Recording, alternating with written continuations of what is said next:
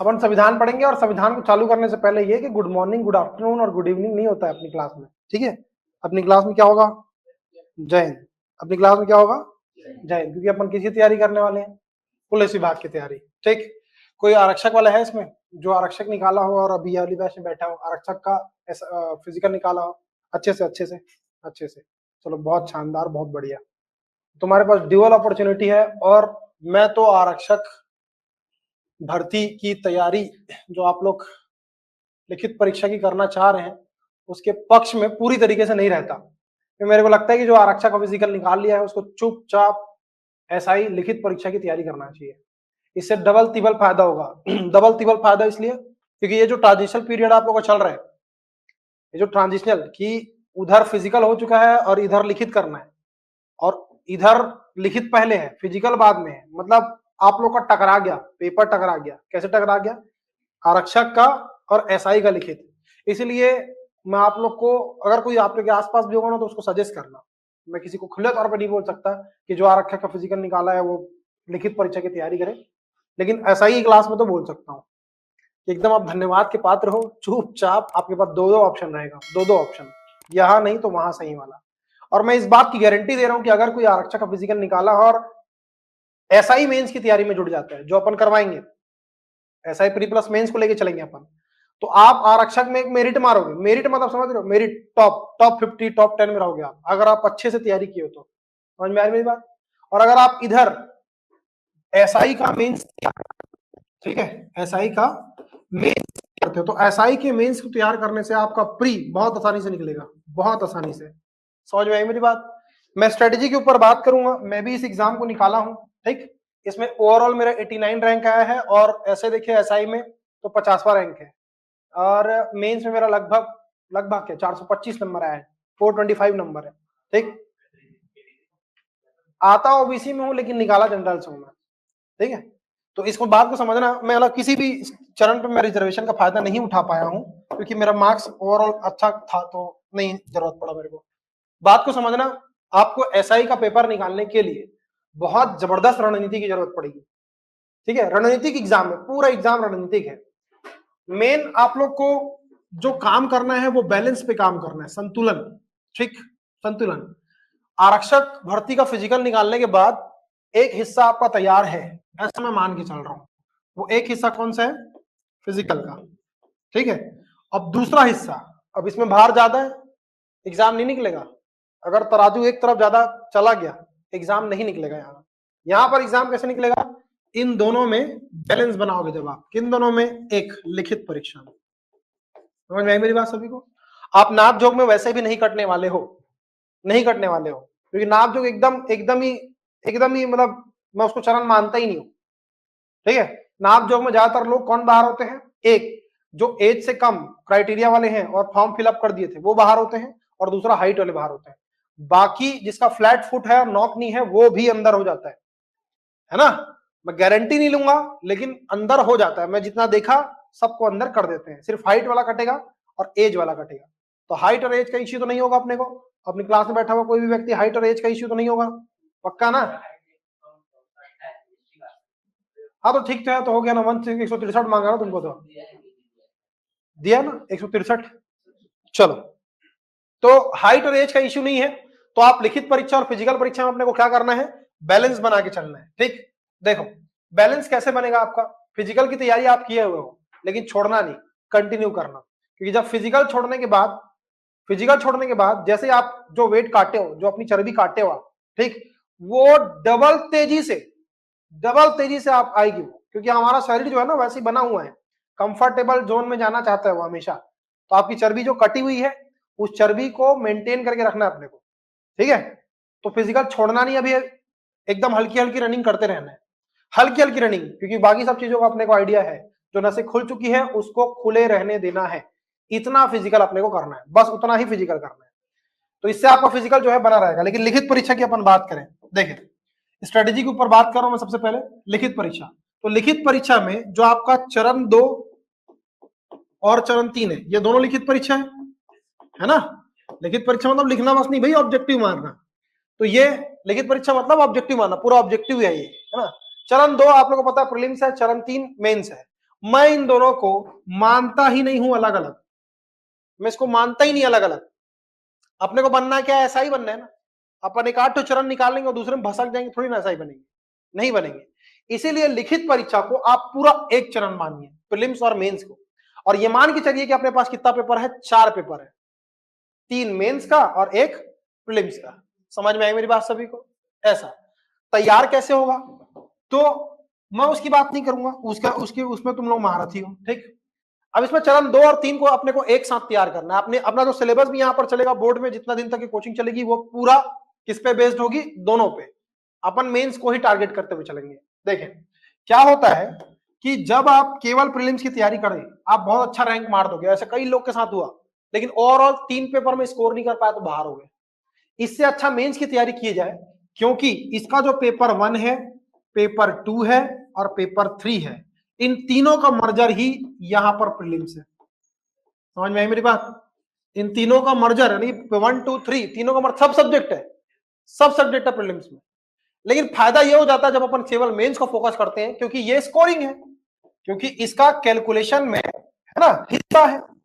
जो आपका ओवरऑल 1000 का मेरिट बनने वाला है, उस 1000 के मेरिट में 600 नंबर में इसका हिस्सा है। समझ में आई मेरी बात? इसमें अपने को फिर से प्रेफरेंस देना है, बांटना है, एक हिंदी और एक इंग्लिश का सब्जेक्ट है, ठीक। एक आपका मैथ्स है यहाँ पे और एक रीजनिंग है, और ये पूरा जीएस है। जीएस में भी एक इंडिया जीएस और एक छत्तीसगढ़ जीएस। समझ में आई मेरी बात सभी को? ये क्लियर है सभी को? अपने को क्या करना है, जितना ज्यादा हो सके स्कोर करना है, जितना ज्यादा हो सके स्कोर करना है।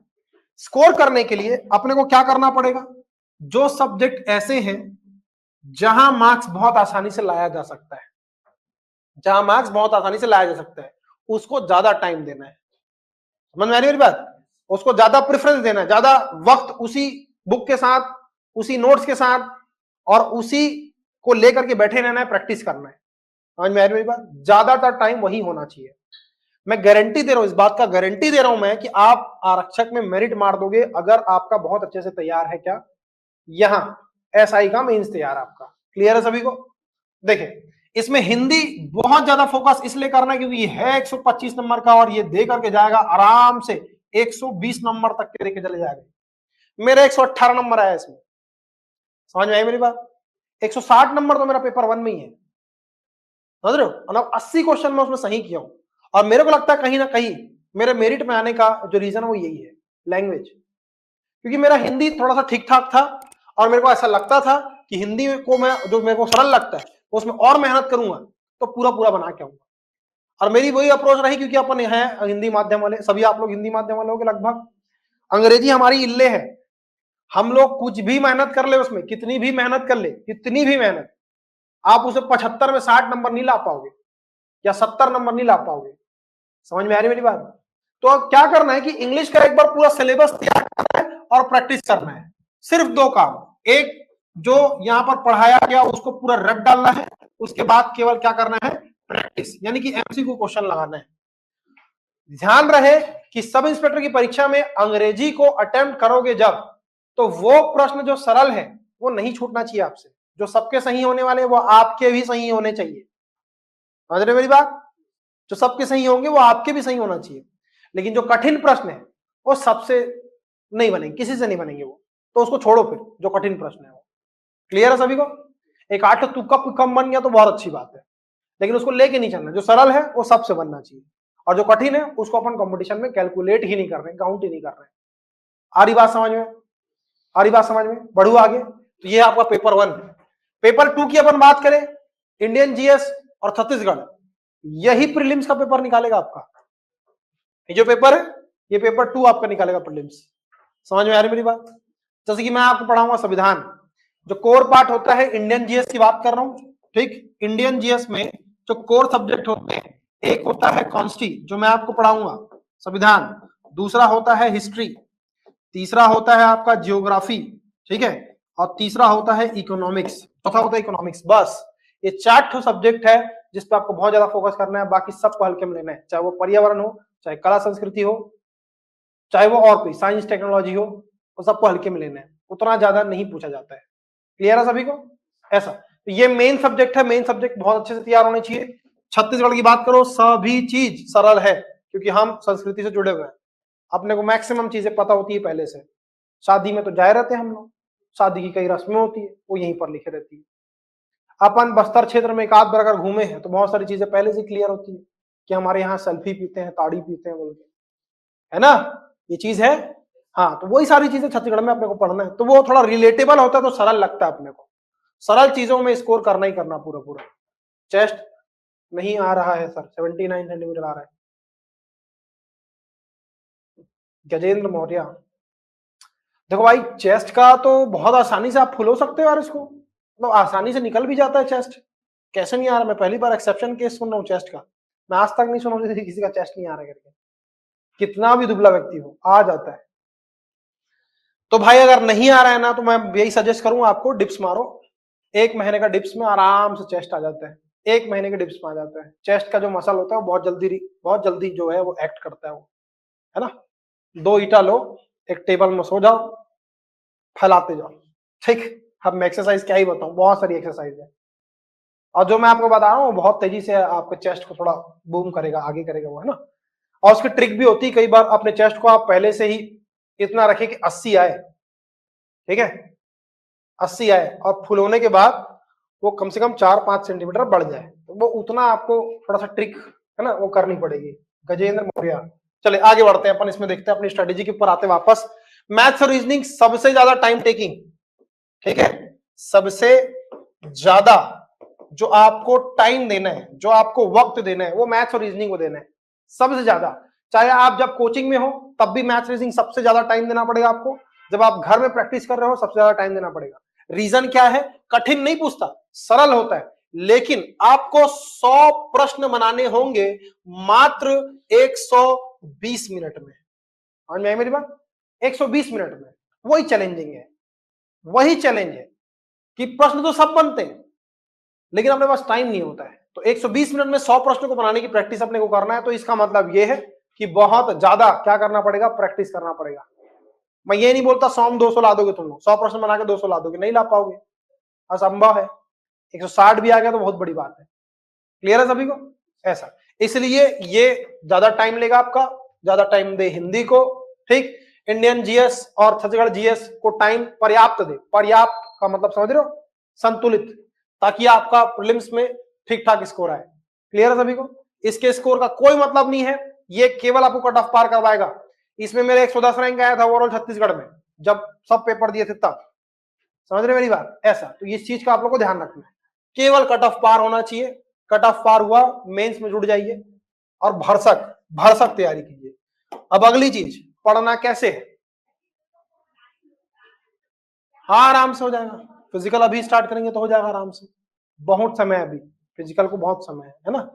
अब रणनीति क्या होनी चाहिए, कोचिंग के भरोसे पूरी तरीके से नहीं बैठना, ठीक है, कोचिंग के भरोसे पूरी तरीके से नहीं बैठना। कोचिंग आपको 70% काम करके देगा।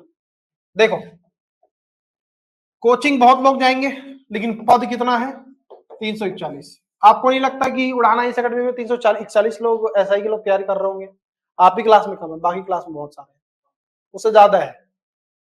और ऐसे ही बहुत सारी एकेडमी है, और पूरे छत्तीसगढ़ में घूम लेंगे तो और भी ज्यादा बढ़ जाएगा।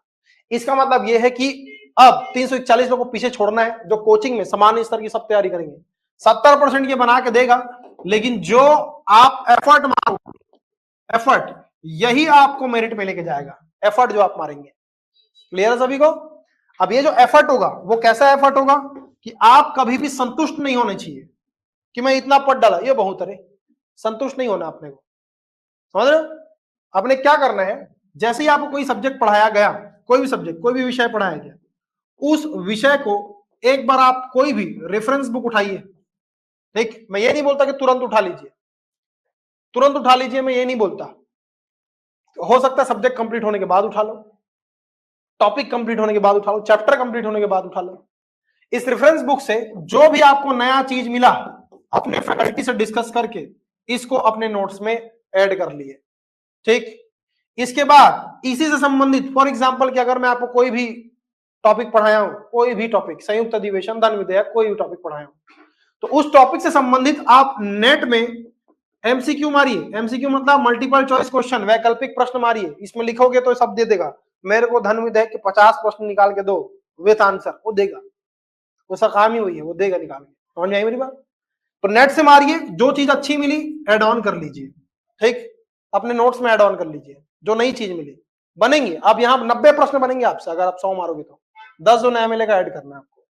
इसके बाद आखिरी में आपको कोई बढ़िया सी टेस्ट सीरीज से प्रैक्टिस करनी होगी। टेस्ट सीरीज का जो निष्कर्ष होगा उसको भी आप नोट डाउन करेंगे, और ऐसे करके जो आपका एक पुख्ता नोट्स तैयार होगा, पुख्ता नोट्स, और ये पुख्ता नोट्स को तैयार करने का जो समय सीमा है, ठीक है, इस पुख्ता नोट्स को तैयार करने का जो समय सीमा है वो 1 माह पहले होना चाहिए। 1 माह पहले, एग्जाम से 1 माह पहले अपने पास ये चीज होनी चाहिए। समझ में आ रही मेरी बात? अब इसको 1 माह के अंदर अपने क्या करना है, रिवीजन। क्या करना है? रिवीजन, जितना हो सके रिवीजन करना है। समझ में आ रही मेरी बात? भरसक रिवीजन का 10-12 बार आप एक सब्जेक्ट को पढ़ दो, ठीक। काम तुमको लग रहा होगा कठिन करके, लेकिन इसका जो परिणाम है वो इस काम के आगे बहुत कम है। इसका परिणाम बहुत ज्यादा है, सॉरी उल्टा बोल रहा हूं मैं। काम की तुलना में जो परिणाम है वो इतना ज्यादा है, इतना ज्यादा तवज्जो मिलेगा कि आपका पूरा जीवन सुधर जाएगा। समझे? मैं ये नहीं बोलता कि 2 स्टार से ऊपर कोई पद नहीं होता है पुलिस विभाग में, लेकिन जो बहुत ज्यादा पावर होती है, संकेंद्रित होती है, वो होती है सब इंस्पेक्टर के पास। समझ में आ रही मेरी बात? बहुत ज्यादा पावर का केंद्र जो है वो सब इंस्पेक्टर है, वो धुरी है, डिपार्टमेंट की धुरी, मतलब उसके आसपास चीजें घूमेगी, वहीं पर से सारी चीजें होनी है। हर चीज कहां से होनी है? सब इंस्पेक्टर से होनी है। इसलिए मैं इसको क्या मानता हूं, बहुत ज्यादा पावरफुल पोस्ट मानता हूं इसको, ठीक है। तो इसका परिणाम अगर आपको चाहिए तो आपको इतना चीज तो करना पड़ेगा, यदा कदा करना पड़ेगा। और इस बात का टेंशन बिल्कुल छोड़ दें, कोचिंग जितना भी पढ़ाया जाएगा, है ना, हालांकि वो इनफ होगा, लेकिन अपने को संतुष्ट नहीं होना, क्योंकि अपने को मेरिट मारना है, मेरिट मैन है, ठीक है। क्लियर है सभी को? समझ रहे हो मेरी बात को? हाँ। और देखो, जब भी कोई भी ऑब्जेक्टिव आपको मारना है, अपने फैकल्टी से डिस्कस कर लीजिए कि कौन सी बुक अच्छी होगी करके। जैसे कि छत्तीसगढ़ के परिप्रेक्ष्य में घटना चाहे कोई मतलब की नहीं, अदर स्टेट का ज्यादा रहता है, छत्तीसगढ़ का कम रहता है। आपने को क्वेश्चन का नेचर पता ही नहीं चल पाता कि छत्तीसगढ़ में कैसा प्रश्न पूछ रहा है करके, है ना। तो अपने को क्या करना है, कोई ऐसी बुक लेनी है जो आपका फैकल्टी पर्टिकुलर सब्जेक्ट का सजेस्ट करे, ठीक है। चलो इस बात को समझो अब आप लोग कि आपका मोटिवेशन क्या है। आपका मोटिवेशन आपकी परिस्थिति है, ठीक है। मैं ऐसा बड़ा बड़ा बात नहीं करूंगा कि 2 स्टार में मतलब ये है वो है तो आप पढ़िए, ऐसा नहीं। आपको जरूरत है, आपको जरूरत है, रोजगार की जरूरत है आपको, देश की सेवा करना है क्या? देश की सेवा करना है क्या? तुम मुझसे पूछो बाकी लोग से, देश की सेवा करने के लिए तो पुलिस वाले नहीं बन रहे हो। हाँ, तो सबसे पहला रीजन क्या है? रोजगार है। और रीजन है आपकी परिस्थिति कि मैं कहां पर स्टैंड करता हूं। अगर मैं सेठ मारवाड़ी का लड़का होता, मेरे पास करोड़ों रुपया होता, तो क्या मैं तैयारी करता? नहीं करता मैं तैयारी। मैं कई पहले पढ़ाई छोड़ चुका होता। मैं मतलब तुम सभी, हमारी परिस्थिति ही वैसी है कि अगर सरकारी थप्पा नहीं लग पाया तो जीवन में अब क्या होगा? कुछ नहीं होगा, पूरा कट जाएगा जीवन ऐसी इसी मुश्किल में, जिस मुश्किल में अभी हम है। समझ रहे हो? जो लोगों के ताने हैं, उसी ताने में पूरा जीवन कट जाएगा। इसीलिए अपने को अब क्या, आज मेहनत करना है, आज प्रयास करना है। जो है आज है, आने वाला जो आपका जितना भी साल है, 45 साल 50 साल जो आप जीने वाले हो, वो पूरा जीवन संवर जाएगा। तुम्हारे मरने के बाद भी संवर जाएगा तुम्हारे बच्चों का जीवन। पेंशन से नहीं, तुम इतना कमा डाले होगे कि तुम्हारी पुश्तें सुधर जाएगी। सरकारी पावर ये होता है। और उससे भी बड़ी चीज कि अगर आप मर भी गए तो अनुकंपा में तुम्हारी वाइफ को या तुम्हारे भाई को नौकरी मिल जाएगी तुम्हारी। होता है पुलिस विभाग में। समझ रहे हो मेरी बात? हाँ, तो आपका पढ़ना मतलब क्या है? केवल आप नहीं पढ़ोगे, कौन पढ़ेगा? आपका पूरा परिवार पढ़ेगा। अभी आपके आने वाली पुश्तें पढ़ेगी। अभी अब उसका पूरा कार्यभार किसके ऊपर है? तुम्हारे ऊपर है। यानी कि तुम अपने पूरे खानदान के मसीहा हो, जैसे मैं बन चुका हूं। हाँ, मैं अपने खानदान का मसीहा बन चुका हूं, अभी तुमको मसीहा बनाने के लिए तैयारी करवा रहा हूं, ठीक है। तो इसका मजा बहुत ज्यादा है, सक्सेस का मजा बहुत ज्यादा है। मैं चाहता हूं हर कोई व्यक्ति, जहां पर मैं आज खड़ा हूं वहां पर आप भी खड़े हो। हर व्यक्ति वहां पर खड़े हो, मजा आ जाता है। सब इंस्पेक्टर का पोस्ट बहुत पावरफुल है, तुम गांव जाकर बोलोगे मैं लेखा अधिकारी बना हूं, वो नहीं जानता लेखा अधिकारी क्या होता है, वो मुंशी समझेगा। लेकिन तुम बोलोगे दरोगा बनाऊं करके, तो वो भी नमस्ते बोलेगा आपको, समझ रहे हो। जो कभी इज्जत नहीं करा वो भी तुम्हारी इज्जत करेगा, तुम्हारे से बात करेगा, तुम्हारे संपर्क बनाने की कोशिश करेगा, तुमको अपना कैसे भी करके साथी बनाने की कोशिश करेगा। वही चीज है, दरोगा मतलब बहुत पावरफुल पोस्ट। ठीक ठीक है इतना। तो ये बाहरी मोटिवेशन था। आंतरिक मोटिवेशन क्या है? तुम्हारी परिस्थिति। चलो तो पढ़ते हैं, चालू करते हैं, पूरा ताना बाना लेके चालू करेंगे अपन, है ना। इसमें जो मैं आपको सब्जेक्ट पढ़ाने वाला हूं वो पढ़ाने वाला हूं संविधान। क्या पढ़ाऊंगा मैं आपको? संविधान पढ़ाऊंगा मैं आप लोग को। ठीक, अब इस संविधान में ठीक कुछ चीजें ऐसी है जो शुरुआत में जान लेना जरूरी है, क्योंकि अगर आप घर जाओगे और आप बोल दोगे कि मैं संविधान पढ़ के आऊं और कोई पूछ दे कि संविधान क्या है, तो बताने लायक बात होनी चाहिए। ठीक है, चलो संविधान का सबसे पहले अपन क्या देखेंगे? इसका शाब्दिक अर्थ देखेंगे अपन। ठीक, कि इस शब्द का आशय क्या है, इस शब्द का मतलब क्या है। और हाँ भाई, इधर ध्यान देंगे सभी, आप लोग कल की डेट में आप लोग का जो वर्क है वो ये रहेगा कि 2011-12 और 2022-23, ठीक, ये 2 बार पेपर हुआ है पिछले 20 साल में एसआई का। तो आप लोग को क्या करना है, इसके क्वेश्चन निकाल के लाना है पूरे। प्रीलिम्स के अलग लिखेंगे आप, ठीक है, प्रीलिम्स के अलग लिख के लाना है आप लोग को, और मेंस के अलग लिख के लाना है आपको। ठीक है, संविधान का, सिर्फ संविधान का आप लोग को लिख के लाना है कि कैसे प्रश्न पूछे जा रहे हैं, कैसे प्रश्न पूछा है। समझ में आ रही मेरी बात सभी को? ऐसा, क्योंकि अपने को टारगेट पता होना चाहिए कि कहां तक के जाना है। दौड़े जा रहे, मंजिल पीछे ही छूट गई, तो ऐसा नहीं होना चाहिए। अपने को टारगेट पता होना चाहिए कि किस स्तर पर जाकर के अपने को तैयारी करना है, कहां तक के जाकर के अपन देखें कि सारा प्रश्न बन जाए अपने से। तो ये टारगेट अपने को पता होना चाहिए। ठीक, तो आप लोग क्या करना है, प्रीलिम्स का क्वेश्चन अलग निकाल के लाना है, मेंस का अलग निकाल के लाना है, और केवल किसका? संविधान का। पेपर कौन कौन सा? 11, 12 और 22, 23। क्लियर है सभी को? चलो ऐसा देखो, तो अपन संविधान शब्द का मतलब समझेंगे भाई। ठीक, देखें, संविधान शब्द जो है वो 2 शब्दों से मिलकर बना है, एक सम है और दूसरा शब्द है विधान। दूसरा शब्द क्या है? विधान। क्लियर है सभी को? यहां पर ये जो सम लिखा हुआ है इसका अर्थ ही है समान। क्या है इसका अर्थ? समान। और वो जो विधान लिखा हुआ है, विधान का सामान्य शब्दों में अर्थ है कानून। क्या है? कानून, जिसको अपन और भी बोलचाल में नियम वगैरह बोल देते हैं। ठीक है भाई? ठीक है भाई सभी को? तो देखो भाई, संविधान शब्द है ना, हमारी किताब जो हमारे देश के नियम की किताब है उसका नाम क्या रखें? संविधान रखें। कारण यही है कि जब देश गुलाम था, प्रताड़ित था, तब हमारे यहाँ बराबरी का भाव नहीं था। अंग्रेज ऊपर तो हम नीचे, और हमारे में भी कई सारे क्या थे? कैटेगरी थे, उच्च वर्ग और निम्न वर्ग वाला। समझ में आई मेरी बात? तो इस खाई को पाटने के लिए जो किताब बनाई गई है, उस किताब का नाम क्या रखा गया है? संविधान। समानता लाने वाला किताब, ठीक, या फिर समानता लाने वाला नियम। क्लियर है सभी को? ऐसा, तो ये इसका शाब्दिक अर्थ है। लेकिन जब अपन इसको थोड़ा सा गहन विचार करते हैं इसके ऊपर, तो अपन देखते हैं कि इसकी परिभाषा क्या हो सकती है। ठीक, इसकी परिभाषा मतलब इसको और अच्छे से डिफाइन करने की कोशिश कर रहा हूं मैं, कि जैसे कि अपन देखें कि हमारा संविधान क्या है?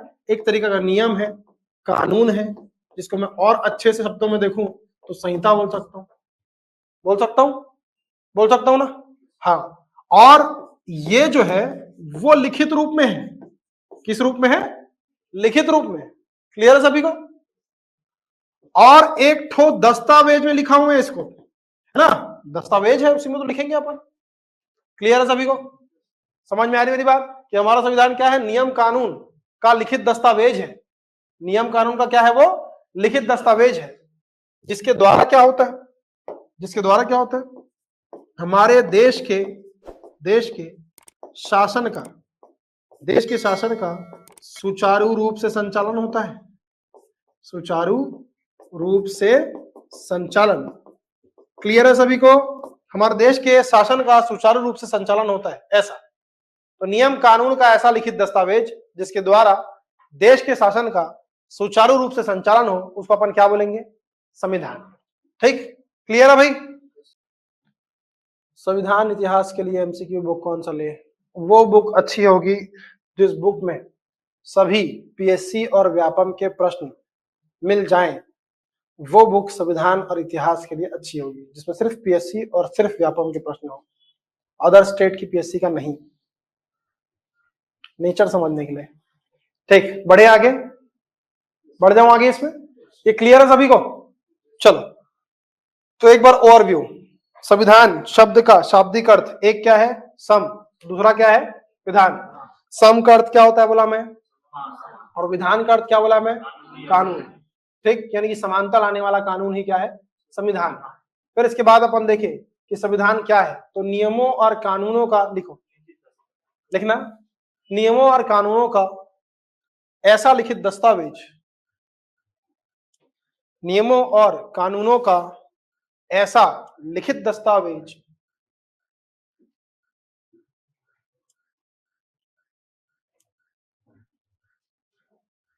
नियमों और कानूनों का ऐसा लिखित दस्तावेज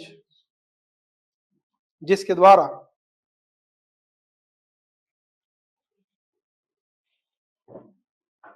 देश के शासन का, जिसके द्वारा देश के शासन का संचालन होता है। नियमों और कानूनों का ऐसा लिखित दस्तावेज जिसके द्वारा देश के शासन का संचालन होता है, क्या कहलाता है? संविधान। संविधान कहलाता है। ठीक, क्लियर है सभी को? चलो ऐसा, तो ये हुई भाई संविधान का मतलब एक तरीके से छोटा सा इंट्रोडक्शन। ठीक, अब अपन क्या करेंगे, हमारा जो देश का संविधान है वो लिखित रूप में बताया मैं आप लोग को, तो अपन जान लेते हैं कि विश्व में कौन कौन से प्रकार के, है ना, संविधान प्रचलन में है। तो विश्व में केवल 2 ही प्रकार के संविधान प्रचलन में है। कितने प्रकार के? 2 प्रकार के। और इसको मैं बांट सकता हूं लिखित और अलिखित में। समझ में आई मेरी बात सभी को? लिखित और अलिखित। अपन कौन सा अपनाए हैं? लिखित वाला। अपन लिखित वाला संविधान अपनाए ना? हाँ, बढ़िया। अब देखें, तो लिखित संविधान का कंसेप्ट देने वाला जो देश है विश्व में पहली बार, वो है आपका यूएसए, यानी कि अमेरिका। और अलिखित संविधान का कंसेप्ट देने वाला देश है यूके। देखो भाई, समझना कि लिखित संविधान का कंसेप्ट यूएसए दिया, बोलने का मतलब क्या है कि पहली बार अमेरिका ने संविधान को लिखा, देश के शासन के संचालन के लिए एक लिखित किताब, ठीक, का एक तरीके से आइडिया दिया विश्व को। लेकिन वहीं पे ब्रिटेन क्या करता है कि अपने यहां शासन का संचालन वो अलग तरीके से करता है।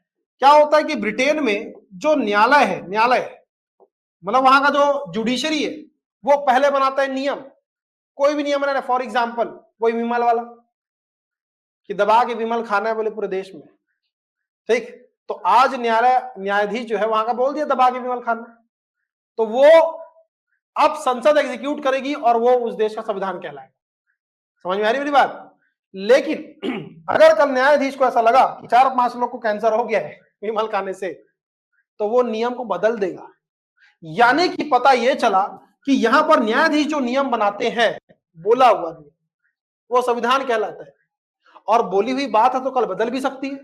इसीलिए यह अपेक्षाकृत शिथिल प्रवृत्ति का संविधान होता है। शिथिल मतलब समझ रहे हो? फ्लेक्सिबल, बदलते रहता है। आवश्यकता के अनुरूप इस अलिखित संविधान को बदला जा सकता है। क्लियर है सभी को? याद रखें कि यूएसए द्वारा जो संविधान है ना लिखा गया था पहली बार, तो यूएसए का संविधान कितना लिखेगा अभी तारा? पहली बार लिख रहा है ना? सबसे छोटा संविधान, विश्व का सबसे छोटा संविधान। पूछ सकता है आपको कभी भी, विश्व का सबसे छोटा संविधान किस देश का है? तो अमेरिका का है। कितने अनुच्छेद है? तो मात्र 7 अनुच्छेद, ठीक, इसके अंतर्गत रखे गए हैं। क्लियर है सभी को? यूएसए का संविधान विश्व का सबसे छोटा संविधान है, केवल 7 अनुच्छेद है उसमें। और याद रखें आप लोग कि यहाँ का संविधान जो है, जो लिखित रूप में होता है, हम भी जिसको अपनाए हुए हैं, ठीक, ये संविधान, ये शिथिल संविधान जो आपका अलिखित संविधान है, उसकी अपेक्षा कठोर होता है। कठोर मतलब संशोधन तो कर सकते हैं लेकिन प्रक्रिया जटिल है ना? हमारे यहाँ भी संविधान संशोधन ही है। हमारे भारत के संविधान को लगभग क्या बोल रहा हूं, एग्जैक्ट 106 बार संशोधित किया जा चुका है। क्लियर है सभी को? तो कई लोग क्या करते हैं कि संविधान को दो पार्ट में डिवाइड करते हैं, कठोर एक शिथिल। मैं नहीं करता, मैं इसको लिखित अलिखित में करता हूं, और उसके हिसाब से वो कठोर हो सकता है और शिथिल भी हो सकता है। तो हमारे देश का संविधान कैसा है?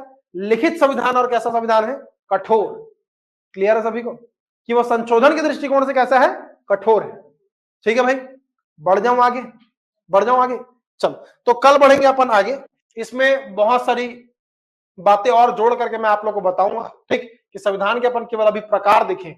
इसके बाद जैसे कि अपन देखें कि अमेरिका का संविधान विश्व का सबसे छोटा संविधान है, हमारे देश का संविधान बहुत बाद में बना है। इसके लिए 60 देशों के संविधान की समीक्षा की गई। 2 वर्ष 11 माह 18 दिन तक के बैठा गया। 389 सदस्यों के द्वारा हमारे देश के संविधान को तैयार किया गया, जो कि विश्व का सबसे बड़ा लिखित संविधान। समझ में आई मेरी बात? तो विश्व का सबसे बड़ा लिखित संविधान है। तो उसके आकार के ऊपर अपन बात करेंगे कल की क्लास में कि हमारे भारतीय संविधान का आकार क्या है। आकार बोले तो कि उसमें कितने भाग हैं, कितने अनुच्छेद हैं और कितनी अनुसूचियां हैं। फिर अपन बात करेंगे हमारे भारतीय संविधान के अंग के ऊपर, ऑर्गन ऑफ द कॉन्स्टिट्यूशन, विधायिका, कार्यपालिका और न्यायपालिका जो आप सुने हैं उसके बारे में। समझ में आई मेरी बात? देखो, आप लोग की बैच आखिरी बैच रहेगी प्रोबेबली, जिसमें मैं पढ़ाऊंगा। ठीक है, जिसमें मैं संविधान पढ़ाऊंगा वो आप लोग की आखिरी बैच रहेगी, क्योंकि उसके बाद मेरी ज्वाइनिंग आनी है। तो मेरे को बचाने से तो कुछ मिलेगा ही नहीं कि मैं कार्ड नॉलेज अपने पास बचा कर रख लूं, तो उससे मेरे कुछ नहीं मिलेगा। तो जितनी तैयारी मैं करके सब इंस्पेक्टर के एग्जाम को निकाला था, मैं कोशिश करूंगा कि उससे भी ज्यादा आप लोगों को डिलीवर कर सकूं, यानी कि मैं कुछ नहीं बचाऊं। जो मैं पीएससी और पीएससी मेंस में पढ़ाता हूँ वो सबको मैं यहीं पर डिलीवर करके जाऊं। उसके लिए मेरे को थोड़ा सा टाइम जरूरत पड़ेगी। आज चूंकि अपन थोड़ा सा इंट्रोडक्शन देखें, रणनीति के ऊपर बात करें, ठीक, भरोसा किसी का मत करो, भरोसा किसी का मत करो। कोई आपको सिलेक्शन नहीं दिलाएगा, आपका सिलेक्शन आप खुद दिलाओगे अपने आप को, है ना। तो डे बाय डे सुधार करते हुए चलना है। इसमें जो मैं रणनीति बताया वो एकदम सटीक है। मैं बार बार बोलता हूं कि आप सुने सबकी, लेकिन फॉलो सिर्फ एक को करें। वो मेरे को करो चाहे किसी और को करो, मैं नहीं रखता, एक ही को करो। क्योंकि ज्ञान देने वाले मार्केट में भयंकर है। बहुत लोग घूम रहे सब इंस्पेक्टर बन के, वो कैसे सब इंस्पेक्टर बन रहे हैं वो मैं नहीं जानता, या फिर वो सही ज्ञान दे रहे कि नहीं दे रहे वो भी मैं नहीं जानता। समझ में आ रही मेरी बात? लेकिन फॉलो सिर्फ एक को करे, एक को अंधा फॉलो करे, उसको अंधा, उसको नोच दे पूरा, एक कैसे होगा करके। क्योंकि बहुत किस्मत वाले आप लोग, एक बैच निकल रही है और एक बैच आ रही है। क्योंकि पुरानी बैच में बताया था, पुरानी बैच और हमारी बैच के बीच में 10 साल का गैप था। तो डूज और डोंट्स अपने को नहीं पता थे, क्या करना है और क्या नहीं करना है। इसलिए कई लोग इंजरी करवा के, हाथ पर फोड़वा के एन वक्त में बाहर हो गए। जो 250 नंबर स्कोर कर सकते थे वो बाहर हो गए। समझ में आ रही मेरी बात? ऐसा डूज और डोंट्स बहुत ज्यादा है। इसलिए मैं बोल रहा हूं कि अगर ये वाली बैच निकल रही है, सारी ज्ञान की बातें इनसे निकलवा लो, सारी चीज निकलवा लो इनसे, क्योंकि तुम्हारा रास्ता उतना सरल नहीं होगा। ठीक है भाई, चलो मिलते हैं कल की क्लास में। आप लोग की ये आखिरी क्लास थी, है ना। चलो, और हाँ, फेयर कॉपी में ही लिखे यहाँ पे, रफ कॉपी वाला काम यहाँ नहीं करना कि यहाँ रफ में लिख रहे हैं घर जाके फेयर करेंगे। फेयर कॉपी लेके आओ, 2 पेन एटलीस्ट यूज करना, ब्लैक और ब्लू, है ना, ताकि आपकी कॉपी थोड़ी सी अट्रैक्टिव हो। 1 महीने पहले अगर अपन सिलेबस कंप्लीट करना है, यानी कि कई बार पढ़ना पड़ेगा एक ही नोट्स को, तो वो बोरिंग नहीं होना चाहिए, बहुत सुंदर नोट्स होना चाहिए। समझ में आई मेरी बात? चलो मिलते हैं।